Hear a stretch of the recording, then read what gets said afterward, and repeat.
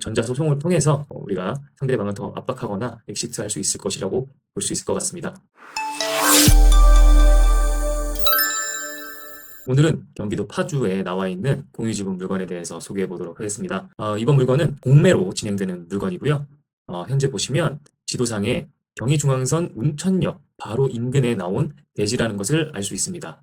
사진을 한번 살펴보시면 상당히 오래된 것으로 보이는 주택이 그 대지 위에 있는 것으로 확인이 되고요. 감정평가서 기준으로 보면 지금 대상 물건이 여기 있고요. 이 주변 거래 사례 등을 통해서 감정평가가 된 것을 알 수 있습니다. 보시면 이 노란색은 도로를 뜻하고요. 도로와 접한 이 네모 반듯한 이 필지가 바로 이번 공매 물건입니다. 자, 현재 유찰이 7회가 진행이 됐습니다. 그리고 이제 다음 주 4월 27일부터 8회차가 진행이 되고요. 최저가는 감정가의 30%인 약 1,200만 원 정도에 진행이 되고 있습니다. 최초 감정가가 약 4천만 원인데 현재 1,200만 원까지 뚝 떨어진 모습을 볼 수 있습니다. 자, 그렇다면 경매에서는 매각 물건 명세서란 개념이 있지만 공매에서는 또 중요한 재산명세서란 개념이 있습니다. 재산명세서를 한번 살펴보도록 하겠습니다.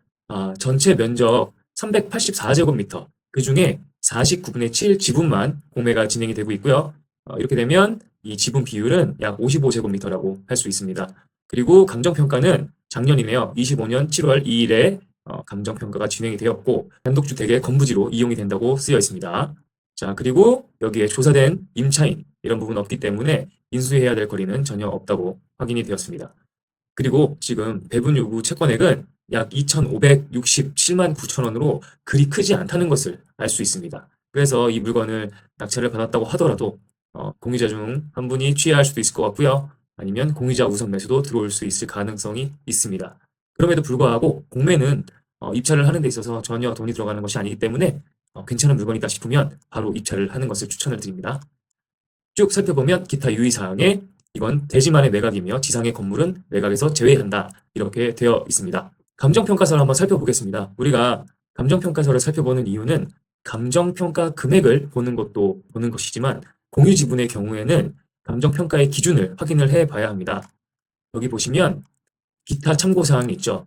대상 토지는 공유지분 토지로서 의뢰 부분이 위치 확인이 불가능하여 전체 면적을 기준으로 한 단가를 적용하되 소유지분 비율에 의거 면적 사정함 이렇게 되어 있습니다. 만약 이 부분이 구분 소유적 공유관계라면 상당한 어려움이 있을 수 있으니까 감정평가서의 이쪽 부분 확인하셔서 전체 면적에서 지분 비율로 평가했다는 그런 문구가 있는지를 확인해 보셔야 합니다.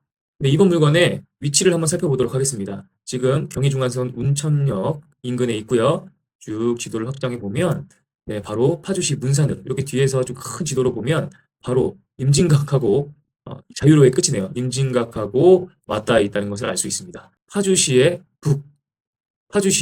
북서쪽에 위치한 그런 곳이고요. 이 위치는 이렇게 스카이뷰를 보면 전부 다 군사시설이 많기 때문에 이렇게 모자이크가 처리가 되어 있습니다. 다만 우리는 로드뷰는 확인을 할 수가 있어요. 그래서 로드뷰를 이렇게 확인을 해보시면 바로 이 집이었고요. 바로 이 집의 소유자가 이 개인 택시를 운행하시는 분이 아닐까 추측해 봅니다.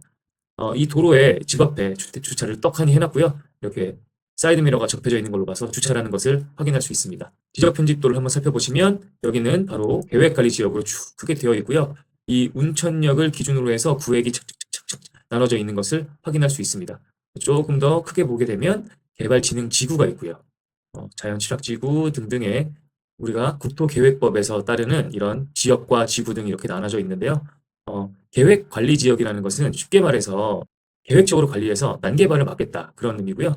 개발진흥지구는 개발을 좀 더 진행하겠다, 앞으로 개발을 하겠다 그런 지역이라고 볼 수 있습니다. 네, 그러면 이제 이 등기부 등본의 히스토리를 한번 분석해 보도록 하겠습니다.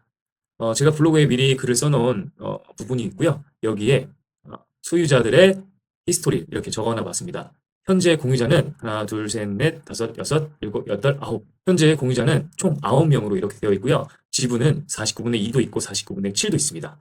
그래서 이 부분에 대해서 전반적인 스토리를 한번 보고 정리를 해봤습니다.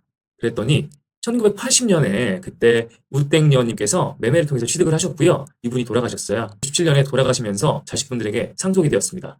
그리고 25년도에 공유자 중 한 분, 지금 현재 체납자죠. 지방세를 체납하셔서 이게 공매로 진행이 된 스토리입니다.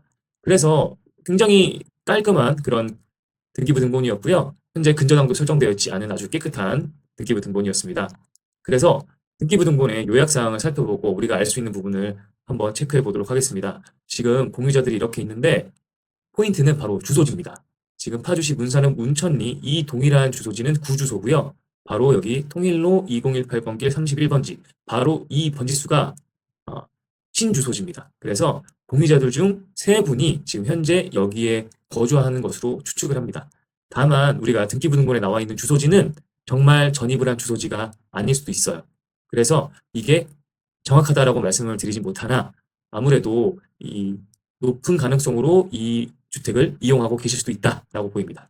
자, 이번에는 시세를 한번 파악해 보도록 하겠습니다. 한번 땅야라는 어플을 통해서 이렇게 주변 시세를 한번 확인을 해봤는데요. 결정적으로 거래 사례가 많이 있지 않았습니다. 그래서 아파트처럼 객관적인 데이터가 있으면 가치 판단을 하기 쉽지만 이렇게 땅 같은 경우는 상당히 쉽지 않은 그런 부분이 있어요. 하지만 여기서 제공해주는 주변 실거래를 봤을 때 85만 원에서 한 129만 원 정도가 된다고 얘기를 하고 있고요. 지금 현재 네이버 부동산에서 지금 현재 나온 매물을 살펴봤습니다. 주변에 나온 가장 여기가 물건지였고 근처에 지목이 전입니다. 그 농지가 지금 매매 금액이 8억 정도로 해서 호가 8억 이렇게 나왔는데 농지 같은 경우는 우리가 취득을 할 때 농지증, 농지 취득 자격 증명이 필요합니다. 그리고 나중에 우리가 우리가 건축물을 짓기 위해서 지목을 변경을 하게 될 때는 농지 전용 부담금이라는 것이 필요합니다. 다만 이거는 상한선이 제곱미터당 5만 원 정도예요. 이런 부분을 고려를 한다면 지금 나온 물건은 지하철역에서 여기보다 가깝고요. 주택으로 사용을 하고 있고 그런 땅이기 때문에 당연히 이 가격보다는 높다고 판단이 됩니다.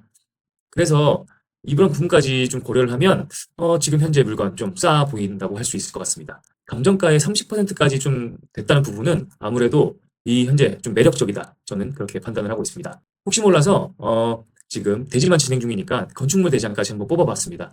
그랬더니 건축물 대장상에 지금 우리가 변동일 1987년도 이때 건물이 지어졌다는 것을 알 수 있어요. 거의 40년 가까이 된 그런 건물이라는 것을 알 수가 있고요. 건축 면적은 100제곱미터로 상당히 크다는 것도 알 수 있습니다. 그리고 아까 말씀드렸던 것처럼 협상 대상자는 공유자들 중에 지금 여기 주소지 살고 계신 요 분들이라고 추측할 수 있을 것 같고요. 이분들 중에 한 분이 아마 개인 택시를 운영하지 않나 그렇게 보고 있습니다. 그래서 카카오맵하고 네이버 맵을 한번 살펴봤어요. 이것은 24년도 10월 달에 찍힌 로드맵입니다. 약 2년 정도가 됐죠. 아까 보셨던 그 택시가 주차되어 있는 것을 확인할 수 있고요.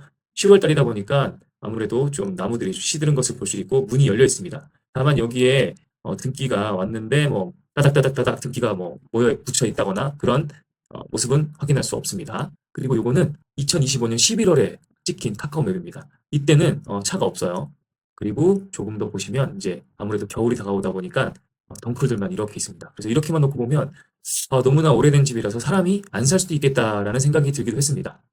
그래서 조금 더 옆으로 가봤을 때 마당에 별다른 쓰레기가 없이 그냥 낙엽만 있는 걸로 봐서 누군가가 관리는 하고 있구나. 겉모습은 조금 낡아 보일 수 있지만 아무래도 주변에 적지되어 있는 별다른 것들이 없는 걸로 봐서 누군가 살고 있지 않을까라는 생각도 해봤습니다. 그래서 아무래도 공유지분 투자는 기본적으로 엑시트 플랜이 가장 중요합니다. 우선 저는 법인 명의로 입찰을 할 것이고요. 그 다음에 공유자와 협상 당연하겠죠. 그리고 감정가보다 조금 더 낮게 적정한 가격에 매도를 하는 전략을 하고요. 만약에 협상이 이루어지지 않는다면 전자소송을 통해서 우리가 상대방을 더 압박하거나 엑시트할 수 있을 것이라고 볼 수 있을 것 같습니다. 그리고 또 중요한 것은 이제 바로 우리 세금인데요. 취득세, 취득세는 확인해 본 결과 해당 주택은 공시지가가 1억이 넘어요. 그리고 파주시의 시청의 세무과하고 확인을 해봤을 때 여기는 지금 대지를 낙찰을 받지만 지상에 주택으로 사용하는 건물이 100제곱미터의 건물이 있기 때문에 이 부분은 취득세는 12%라는 부분을 확인을 했습니다. 그리고 주택이기 때문에 추가과세 20%까지도 고려를 하고 우리가 입찰을 해봐야 합니다. 하지만 중요한 사실은 하나 있죠. 절세 상당히 중요한데요. 세금 무서워서 투자를 못한다는 말씀은 하시면 안 됩니다. 왜냐하면 우리는 돈을 번 것보다 더 많이 떼어가진 않아요. 그러니까 우리는 우리의 수익에 집중해서 이 물건에 입찰해보면 좋을 것 같습니다. 조금 더 자세한 이야기는 추후 낙찰 결과를 보고 말씀드리도록 하겠습니다. 지금까지 안경선배였습니다. 감사합니다.